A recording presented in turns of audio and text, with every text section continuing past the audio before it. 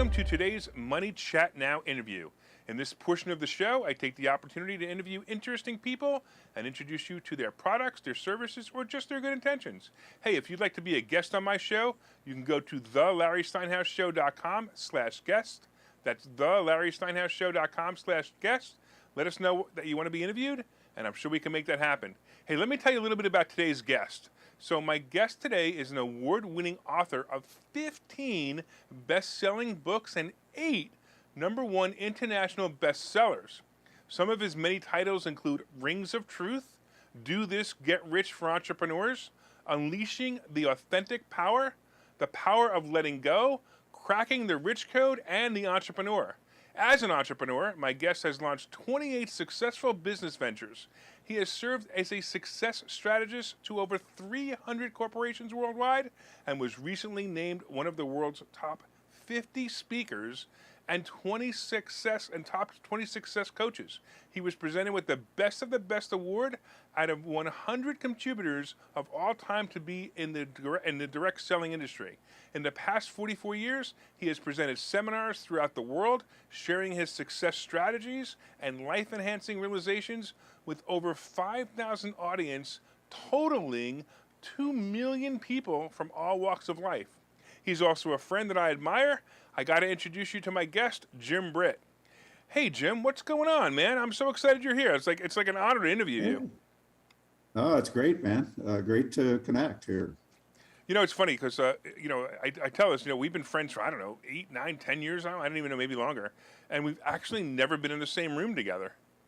Never met. Yeah, just virtually. Here we are. I know. And I find it amazing that you're still younger than me.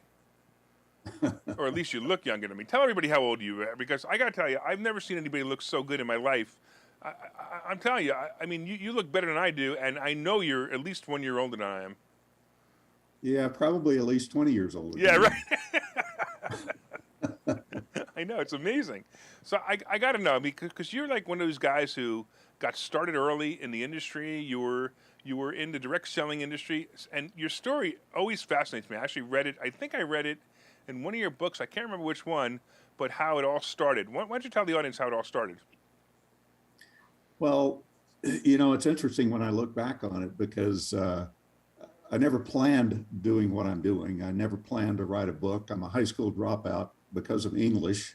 Is the reason I left school. So, I dropped out of school. I went to work in a gas station pumping gas, and then I got my dream job probably about 2 years into the pumping gas at a factory working on an assembly line.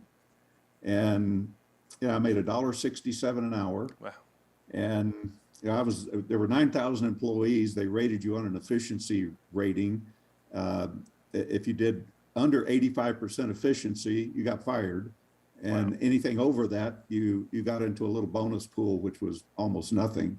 But I was running about 450% efficiency. So wow. I was doing the work of 4.57 people, but still making $1.67 an hour. And I got introduced to a direct sales company. And long story short, I remember at the end of my first year, I'm standing looking out my kitchen window, and I didn't know what to do.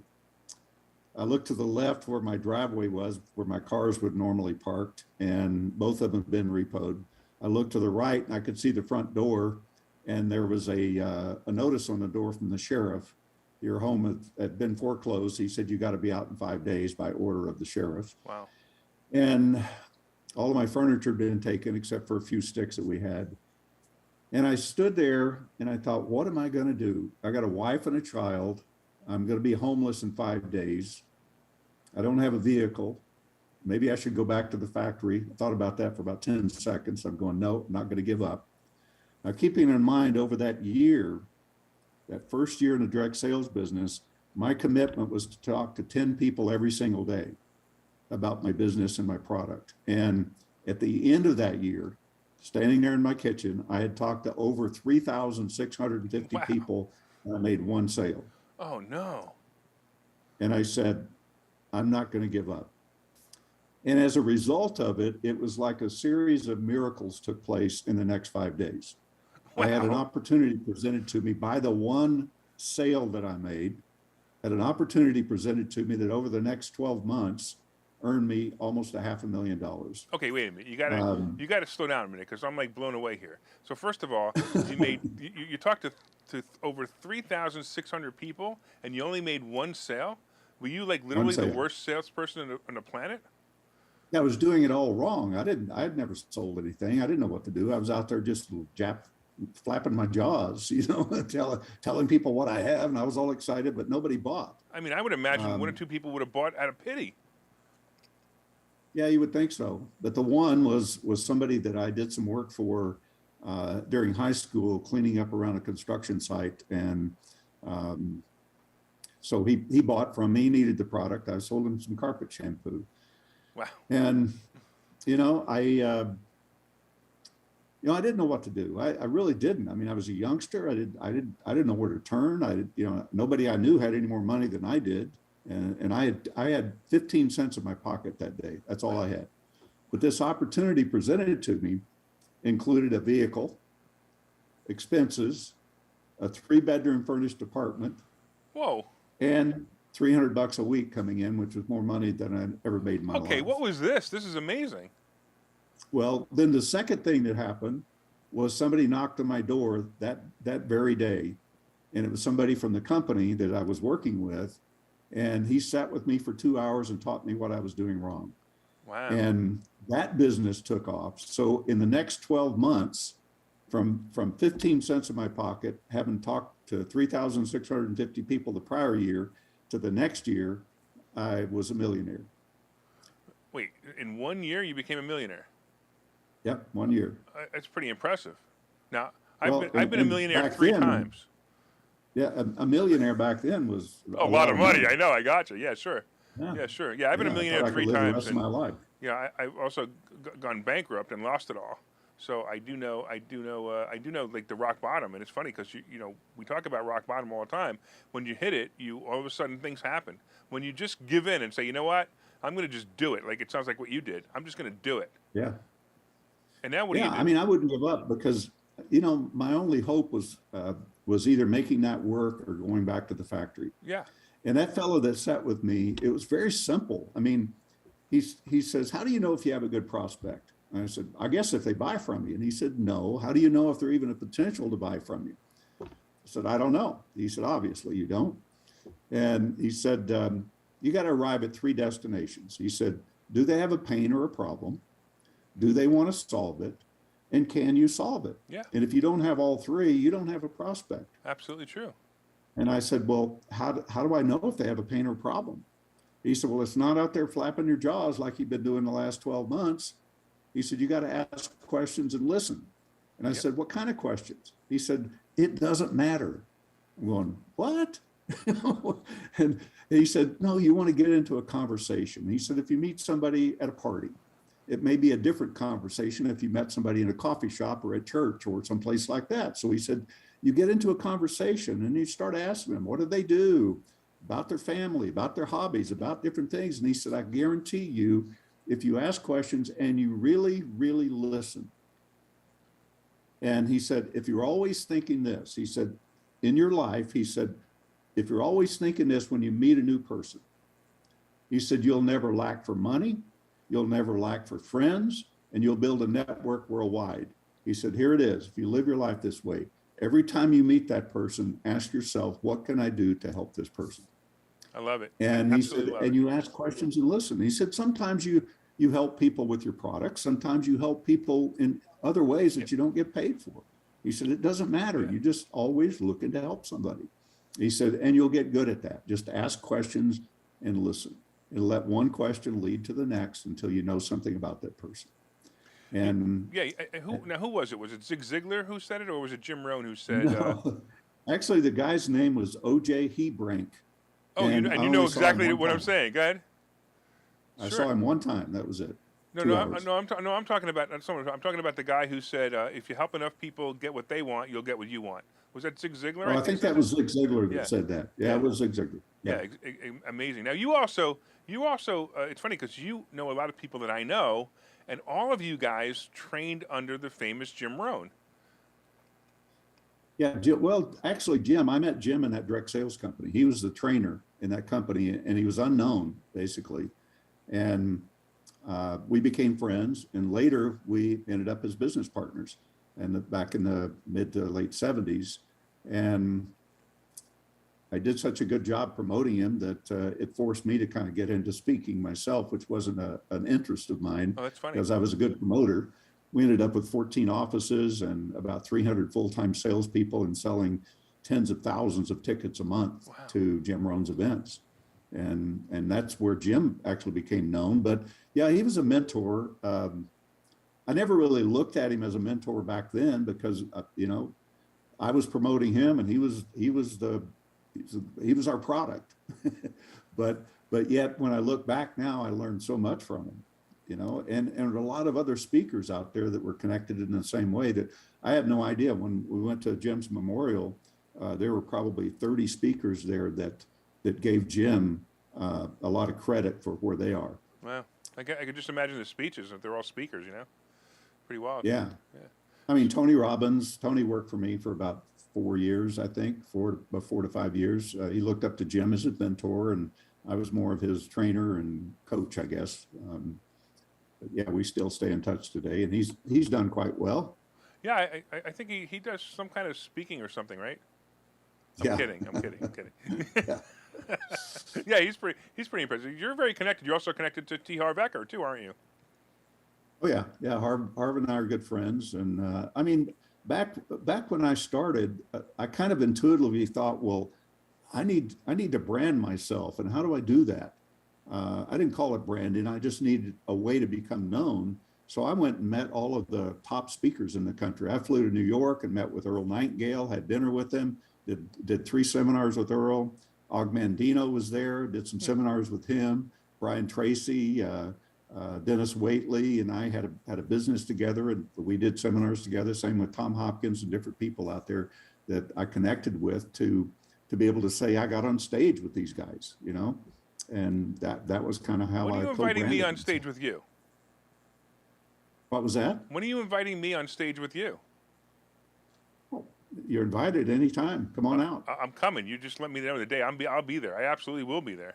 I know I put you on the spot, so now the entire world just heard you say that you will bring me on stage. So I'm going to be on stage with you. Absolutely. You just let me know. And if T. R. Becker's there and Tony Robbins is there and all those guys, that would be even more impressive, Jim. That would be. Yeah. Hey, hold on, Jim. We're going to take a quick break, and then we're going to come back. So we're going to take a break here, and when we get back, Jim and I are going to be discussing some of the traits that all successful people have in common, and I'm wondering if you out there have any of them, and we're going to find out after this. We'll be right back.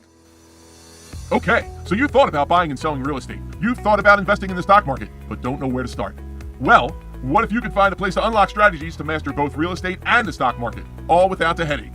That place is Investor Schooling, hosted by Larry Steinhouse, an expert in real estate, financial literacy, and the ins and outs of the stock market. You can attend Investor Schooling in person or online 8 times a month. You can and will learn how to make money in real estate, and you will learn mastery of stock techniques such as options and covered calls. You will even get a chance to ask one of your burning questions to the stock options sultan, the master of picks and plays. Call 866-424-2829 for free information and receive a complimentary pass to attend classes, or register online at investorschooling.com. Don't delay. These passes are limited. So what are you waiting for? Call 866-424-2829. That's 866-424-2829. Or visit investorschooling.com. That's investorschooling.com.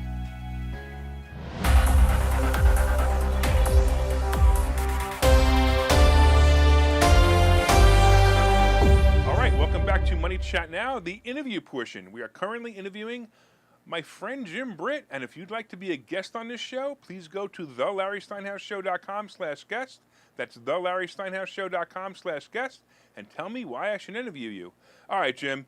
Before we started, we talked about the fact that some entrepreneurs, or at least I mentioned that entrepreneurs have the similar traits. So tell me about what you've found about entrepreneurs having similar traits. Well, a few years back, I went on the road with a camera crew and interviewed 12 mega millionaires. They're all in different industries. They all had to have started with nothing, and they all had to be worth at least 200 million. And one was a billionaire. And by the third interview, I'm listening, I'm going, they all have the same traits in common. They may not express it in the same way, but I thought it's exactly the same. And sure enough, all the way through the whole 12 was the same. And number one, if you want change in your life, you have to desire change. Pretty simple, right? Sure. But why is it that 80% of the people who, maybe even 90% in some cases, that desire change never change? Everybody wants to make more money, live a better life, have a nice car and maybe a boat, whatever. Everybody wants those things and wants that freedom to be able to do what they want to do. But yet 80 to 90% of the population out there doesn't have enough money to do that. They just get by. So I'm they have curious, a desire. I believe they really don't want it. That's why they don't have it. Well, they have to go to the next step. And that's the problem. The next step is they have to be a decision maker. They have to decide they're going to do something and follow through with it. And it has to be a 100% commitment to it, not 110. That's blowing smoke. Right. Not 99. It's just you're committed or not committed. That's a decision, because that's a foundation that everything is built upon. But this 80% out there, when they make a decision, if this was a full decision, a circle, they leave a little bit of an opening somewhere, and that's their escape route. Well, the timing wasn't right. Well, I had to get ready to get going. Well, I couldn't come up with the money. Well, it rained outside or whatever. They come up with excuses that create doubt and uncertainty. And within a week or two or three, they're back doing what they did before. And it always puzzled me that people would do that, because I looked at myself, that first year and that second year in business, man, when I saw the opportunity, I said, I'm going to do this and I'm going to get rich doing it, period. And that's why I kept at it, because my only other option was go back to the factory for $1.67 an hour and taking home about $50 a week. I mean, that wasn't a great option. So I made the decision, I'm going to move forward no matter what. I was going to do no less than whatever it takes. But then when you make the decision, you've got to take action on it. And there are so many people that they're always getting ready to get going because they're afraid. Yeah. They're afraid to move. They're afraid to take the step because they're afraid they're going to fail. And fear is a made up story. It's just a story that we create in our minds that's not real.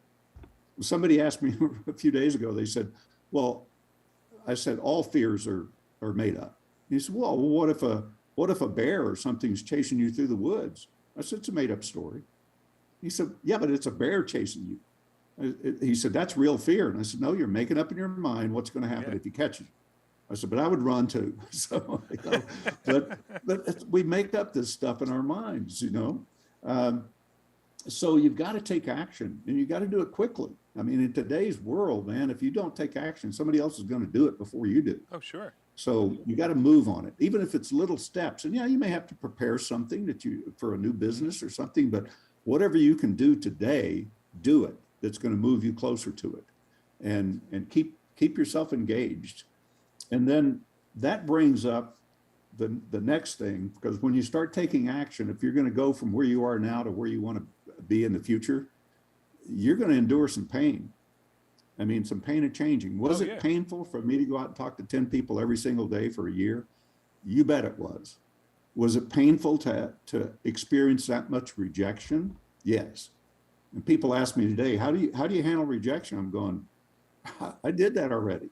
3,650 times. That's right, that's true. Yeah, I said, that's another thing that you make up in your mind, the rejection.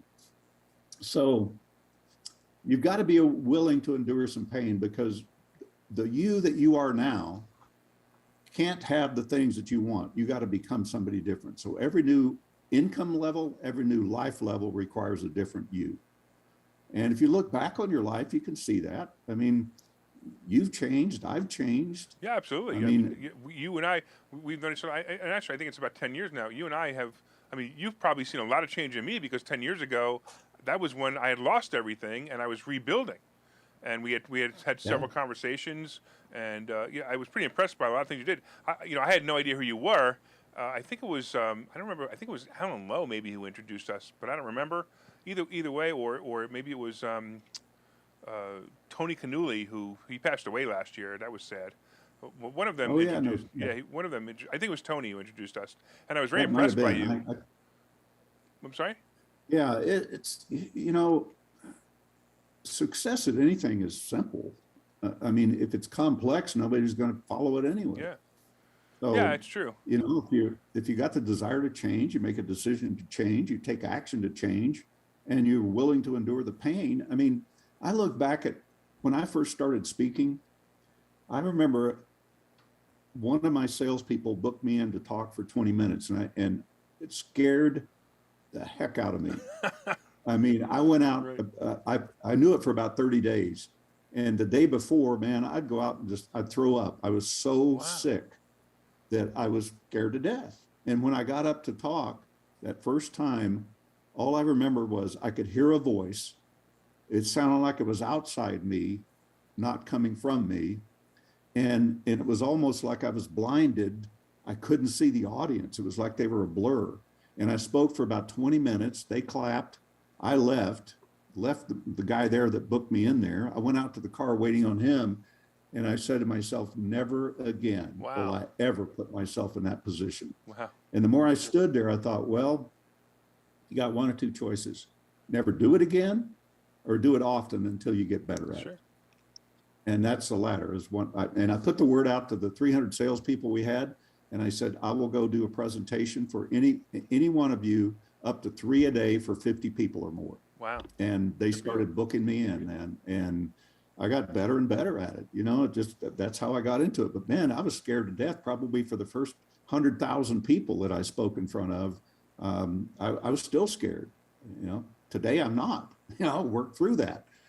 But you got to become somebody different, man. Yeah, and as a speaker and an educator, I do the same thing. I'm teaching people all the time, and I remember the first few times. I mean, many years ago, I noticed that the first 2 to 3 minutes of my presentation, I would talk really, really fast because I was really nervous and I didn't know what I was going to say. And then I started to realize that people can hear me better if I talk slower, if I speak. If I speak in full sentences instead of jumping myself back and forth. It just changed. And then I started going on the radio every day. And when I went on the radio every day, the same thing. The first couple of times I went on the radio, I did the same thing. I spoke really fast. And then I realized, okay, slow it down. In fact, I remember there was something that you taught me, which is hysterical, because I use it all the time now. I use a teleprompter all the time now. And it was something that you had said on a video when I first met you. You looked at my video and you actually said, your video's awful.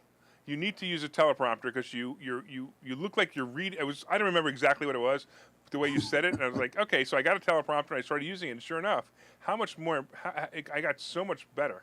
All right, we have about 2 more minutes, but so tell me a little bit about Cracking the Rich Code, because I know that that's where you were going, and this series of books that you created is phenomenal.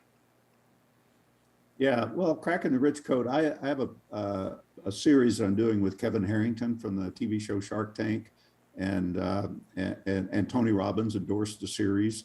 We're now in book number 9 in the series. It's a collaboration. We have 20 co-authors in each book, plus Kevin and I, and it's a PR, marketing, branding, lead generation system. And we have our own social media network that we've set up, a community, but our own social media platform that has 9 different components of content that our co-authors post. And we've got right now 180 co-authors that are just fabulous people. I mean, talent beyond measure. I mean, it's just so great. And so that's part of the book series. So we're always looking for co-authors to be able to contribute, usually coaches, speakers, entrepreneurs, people generally looking to help other people is kind of the type of person we're looking for. And it's just a great series, having a big impact, and it's a great way to, especially for somebody new as an entrepreneur or a coach or a speaker, it's a great way to brand yourself, to say, hey, I'm endorsed by Tony Robbins. I'm in a book with a star from Shark Tank. All of our books are #1 international bestsellers. Anyway, it's a fabulous opportunity. And they get to know you, and that's the best part. Yeah, and I'm a part of it too. So, yeah. Yeah. I So mean, it's I know of Tony Robbins. I've actually been to Brian Tracy's house, but I know of Brian. I'm sorry, I know of Tony Robbins, but I've never met him. I know you're a nice guy. I just don't know if Tony Robbins is a nice guy. I just know you are. yeah, Tony's a nice guy. He's got a I'm sure different he is. style than I I'm do, sure he but is. Yeah, I'm sure he is. yeah, he's a nice guy. He's probably similar But to yeah, my it's just style in your face. You're a very humble guy. I'm a very in your face kind of guy. Yeah, well, I just like to tell things like it is and keep it simple. I mean, I don't write all of my books that I've written are they're not written above a 10th grade education because I didn't go past that. So Real I quick, don't Jim, use any big words. tell everybody how they can get a hold of you.